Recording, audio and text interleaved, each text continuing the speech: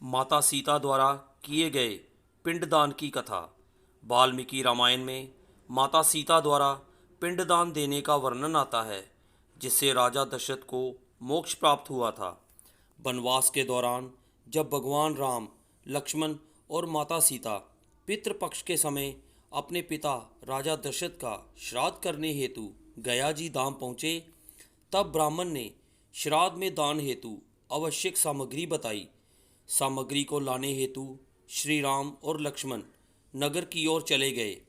काफ़ी समय बीत जाने के बाद जब श्री राम और लक्ष्मण नहीं लौटे, तब वहां पर उपस्थित एक ब्राह्मण ने माता सीता से कहा कि श्राद्ध पूजन करने का समय निकला जा रहा है, परंतु श्री राम और लक्ष्मण अभी तक नहीं आए। तब ब्राह्मण के कहने पर समय के अभाव के कारण और समय के महत्व को समझते हुए माता सीता ने अपने ससुर राजा दशरथ का पिंडदान स्वयं करने का निर्णय लिया। उन्होंने नदी तट पर उपस्थित वटवृक्ष, ब्राह्मण, गाय और कौवे को साक्षी मानकर स्वर्गीय राजा दशरथ का पिंडदान पूरी विधि विधान के साथ संपन्न किया। पूजन के पश्चात माता सीता ने हाथ जोड़कर प्रार्थना की तो राजा दशरथ ने पिंडदान स्वीकार कर लिया। इस बात से माता सीता अत्यंत प्रसन्न हुई कि राजा दशरथ ने अपनी पुत्र वधू से पिंडदान स्वीकार कर लिया, परंतु मन ही मन में ये सोच रही थी कि प्रभु राम इस बात को नहीं मानेंगे कि पिंडदान एक स्त्री द्वारा किया गया और पिंडदान स्वीकार भी कर लिया गया। तब प्रभु राम और लक्ष्मण पूजन सामग्री लेकर आए और पिंडदान के विषय में पूछने लगे। तब माता सीता ने प्रभु राम से कहा कि समय के अभाव के कारण मैंने स्वयं पिंडदान कर दिया है। श्री राम को माता सीता की इस बात पर विश्वास नहीं हुआ कि बिना पुत्र और बिना सामग्री के पिंडदान कैसे संभव हो सकता है। तब सीता जी ने कहा कि वहां उपस्थित नदी, तुलसी, कौवा, गाय और ब्राह्मण इस बात की गवाही दे सकते हैं कि पिंडदान राजा दशरथ द्वारा स्वीकार कर लिया गया है। तब प्रभु राम ने उन पांचों से पूछा तो ये पांचों प्रभु राम के सामने झूठ बोल देते हैं कि माता सीता ने कोई पिंडदान नहीं किया।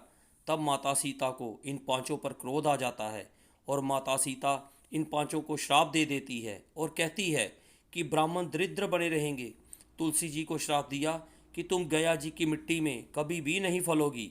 गाय को श्राप दिया कि पूजनीय होने पर भी तुम्हें खाने के लिए हमेशा दर दर भटकना पड़ेगा।